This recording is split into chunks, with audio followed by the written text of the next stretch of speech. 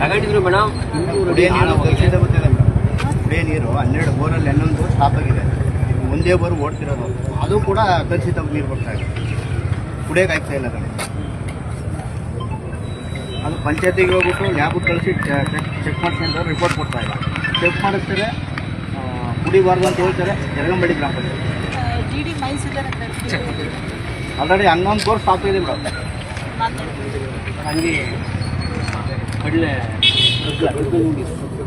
ಚೆನ್ಮಲ factory ಎಲ್ಲರೂ ಒಂದು ಸಿಕ್ಕಾಪಟ್ಟೆ ವಾಸನೆ ಬರ್ತದೆ ಮೇಡಮ್. ಎಲ್ಲರೂ ಅದು ರಿಪೋರ್ಟ್ ಒಂದು ಮೇಡಮ್ ಹಿಂದಿನ ಮೇಡಮ್ ಒಂದು ನಿಯೋಗ ಮಾಡಿದ್ದಾರೆ ಟಾಸ್ಕ್ ಫೋರ್ಸ್ AC ಅವರ ಹೆಂಗಿದೆ ಮೇಡಮ್.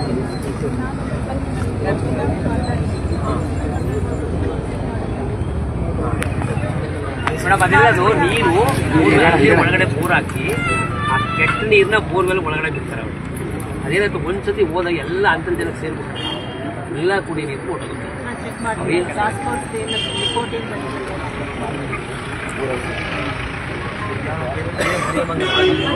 ಅದೇ ಕುಡಿಯ ನೀರು ಮತ್ತೆ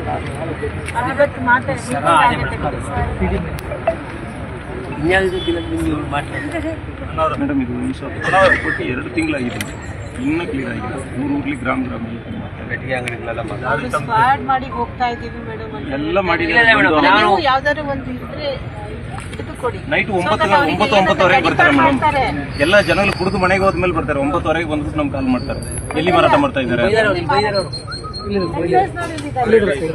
ಅಬಕಾರಿ ನೈಟ್ 9:00ವರೆಗೆ ಬಂದ್ಬಿಟ್ಟು ನಮ್ಗೆ ಫೋನ್ ಮಾಡ್ತಾರೆ, ಸರ್ ಎಲ್ಲಿ ಮಾರ್ತಾರೆ ಬಂದು ತೋರಿಸಿ ಅಂತ. ಎಲ್ಲ ಜನಗಳು ಕುಡಿದ್ಬಿಟ್ಟು ಮಲಗಿದ ಮೇಲೆ ಎಲ್ಲಿ ಮಾಡ್ತಾರೆ ಅಂತ ಎಲ್ಲ ಅಡ್ರೆಸ್ ಇದೆ ಮೇಡಮ್.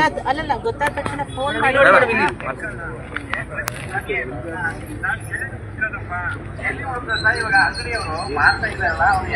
ಅವ್ರ ಹೆಸರು ಕೊಟ್ಟಿದ್ದಾರೆ. ಸಿಕ್ಕಾಪಟ್ಟೆ ರೌಡಿಸಮ್ ಮಾಡ್ತಾರೆ.